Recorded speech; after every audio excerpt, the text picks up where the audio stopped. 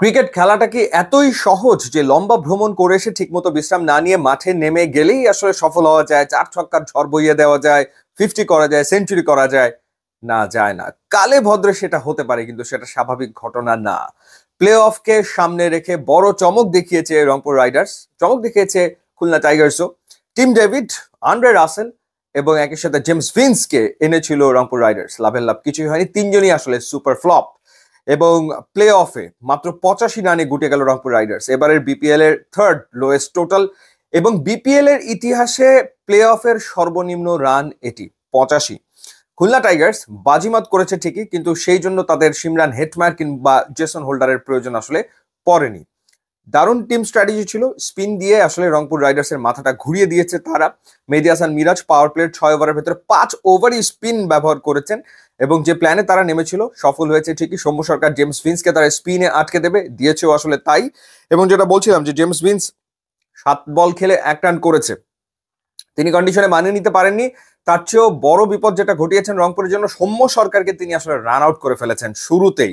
সৌম্য আগের ম্যাচে দারুণ একটা নক খেলেছিলেন, ছন্দে ছিলেন, শুরুতেই আসলে সৌম্য সরকার যে রান আউট হয়ে গেল, ওতেই আসলে রিদম রংপুর রাইডার্স হারিয়ে ফেলেছে।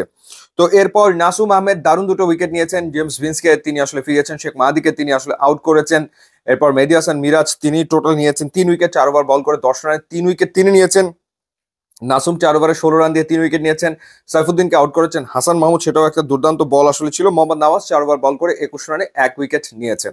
এবং যে বড় নামগুলো, জেমস ভিন্স 7 বলে 1 রান, এরপর টিম ডেভিড 9 বলে 7 রান এবং আন্দ্রে রাসেল 9 বলে 4 রান করতে সক্ষম হয়েছে।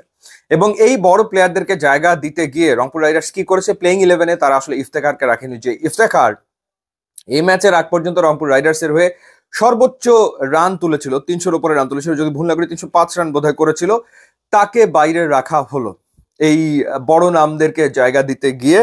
এবং আরেকটা ব্যাপার যেটা, সেটা হচ্ছে যে টসে জিতে প্রথমে যে ব্যাট করার সিদ্ধান্ত রংপুর রাইডার্সের, সেটা আসলে বুমেরাং হয়ে গেল ঠিকই। যেটা বলছিলাম যে খুলনা টাইগার্সের প্ল্যান অ্যাবসলিউটলি স্পট অন ছিল, স্পিনাররাই কাজের কাজটা করে দিয়েছে। ইনফ্যাক্ট মুশফিক হাসান মাত্র 5 বল করেছেন, তিনি 1 ওভারও তিনি করতে পারেননি। স্পিনাররাই দারুণ বল করে গেছে এবং এত ছোট্ট একটা টার্গেটে ব্যাট করতে নেমে আসলে কি করার।